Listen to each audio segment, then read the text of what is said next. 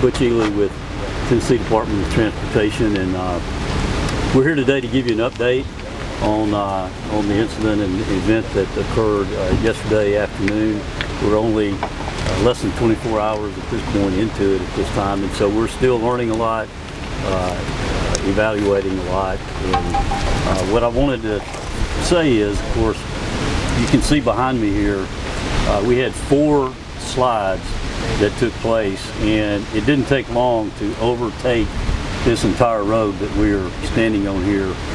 We had cars out here. You can still see we got the last single vehicle today that has yet to be removed, but it will be shortly. They're working on it now. But TDOT did what TDOT does, and we responded very quickly. I'm glad here we have our friends from THP, our local officials, our other state officials came out in force responding to this incident, and we're very thankful for that. Also thankful that we did not have any fatalities or serious injuries or incidents as a result of this slide. So we're very fortunate in that way.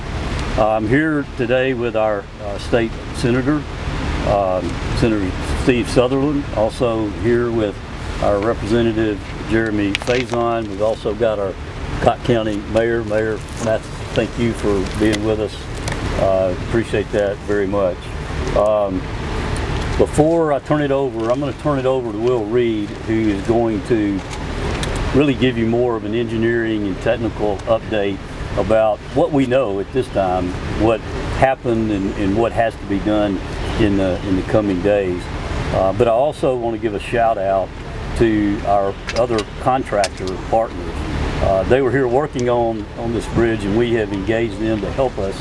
So we have Blaylock, Allen, thank you for being with us today. We have Jones Brothers that has also been participating and helping us, and so we're going to respond. We're going to respond as quickly as possible to get this back open. We know how important it is to this region, to our economy here, and we're going to continue to get this work every day till we get this open as quickly as possible.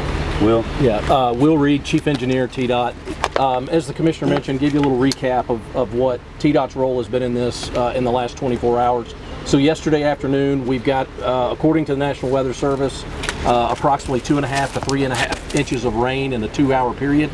Once that rain subsided, our TDOT assets quickly went into recovery mode along with THP as well as Cotton County's emergency management forces, and frankly our contractors that were on site. I want to thank them too. They were a big part of helping us recover, get folks to safety right off the bat. So once we were able to do that, we quickly went into cleanup mode. The contractors that were on site began cleaning up mud and debris where they could. We also had to divert the water that was continuing to pool onto the interstate and become a problem. So now that we have gotten those initial stages out of the way, we went to work late last night, early this morning with our TDOT staff assessing the damage. As the Commissioner mentioned, we've got 4 slide sites, this one behind me being the major one that are having to be assessed. One of the things we're looking at is the stability of the geology here. You can see behind me that a lot of the what we call overburden, the dirt that was on top of the rock here has slid off the side of the mountain. We've got to get that cleaned up and then assess the rock underneath, as well as the county road that's above that. So we're going to continue to do that throughout today. I can tell you at this point that what we feel like is we have a goal of getting the interstate reopened in the next 2 weeks. However, we have a significant amount of work to do down here at the interchange at 451. We think that's going to take a little bit longer, but we'll be able to give you more information on that as it becomes available. But right now, we have put Charles Blaylock and Sons to work as of 6:30 this a.m., cleaning up the site, so work is actively going on. We've had anywhere from 20 to 30 TDOT employees on site this entire time. Also have over 35 members or 35 contractors that are here helping. So we are, as I said, estimating 2 weeks. I want to encourage everybody, we're going to use the same detour routes that we used during Helene. Those will be posted on our website, so I want to direct everybody to those. And as more information becomes available about the status of repairs, we'll provide that via our website. I also want to thank, again, the local elected officials as well as our state partners. One of the reasons we're able to respond so quickly is the sound fiscal management of the state of Tennessee. Them passing the TMA a few years ago, we got cash in the bank, which allows us to respond very quickly, so I want to thank them. I also want to thank my counterparts in North Carolina. NCDOT was a big part of helping us retrieve vehicles as well as manage traffic on this corridor. We'll continue to work with them as we go forward, managing detour routes, and we'll have more information about the repairs as they become available.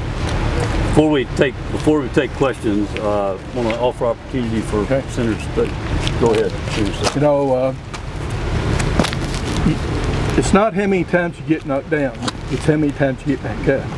And each time, Cocke County keeps coming up swinging, and we're proud of them for that.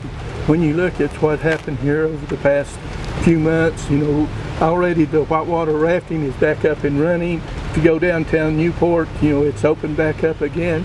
So we're really fighting to keep everything going. If you're trying to come from North Carolina into Tennessee, you can always take Highway 2570 coming out of Hot Springs and Nashville that way. So thank you. Hey, Senator, we'll go first.